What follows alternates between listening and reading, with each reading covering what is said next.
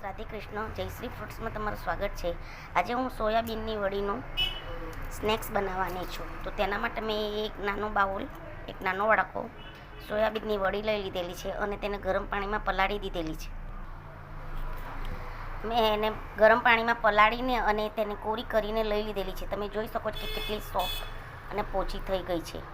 હવે તેને ફ્રાય પેનમાં તેને શેકવાની છે. ફ્રાય પેનની અંદર મેં એક પાવડો તેલ લઈ લીધેલું છે.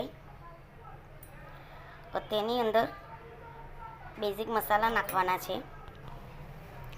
મેં અડધી ચમચી હલ્દી લીધેલી છે, અડધી ચમચી ધાણા પાવડર લીધેલું છે ને અડધી ચમચી લાલ મરચું પાવડર લીધેલું છે. તીખું તમારો અકોર્ડિંગ તમે ખાઈ શકો છો. તેની અંદર સ્વાદ મુજબ નિમક નાખવાનું છે.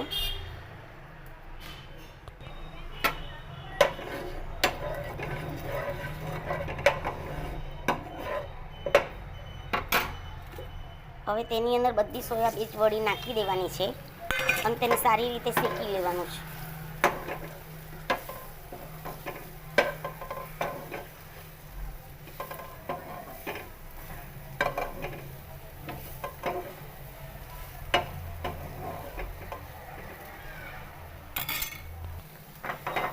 તેને થોડા કડક થવા દઈશું, એટલે કે બંને સાઈડ બરાબર શેકાઈ જાય તે પ્રમાણેનો સ્નેક્સ આપણે બનાવવાનો છે.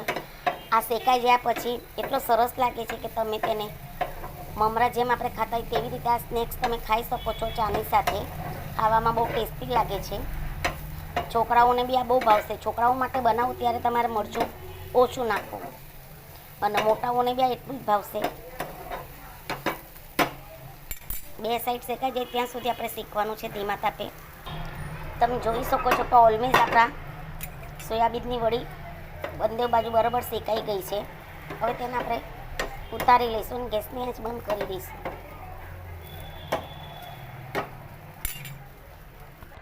તૈયાર છે આપણી સોયાબીનની વડી સ્નેક્સના રૂપે ખાવા માટે. આ તમે એમ પણ ખાઈ શકો છો કે કોઈ સોસ કે ચટણી સાથે પણ આ એમ જ ખાવામાં વધારે મજા આવે છે. કોઈ સોસ કે કોઈ ચટણીની જરૂર પડતી નથી.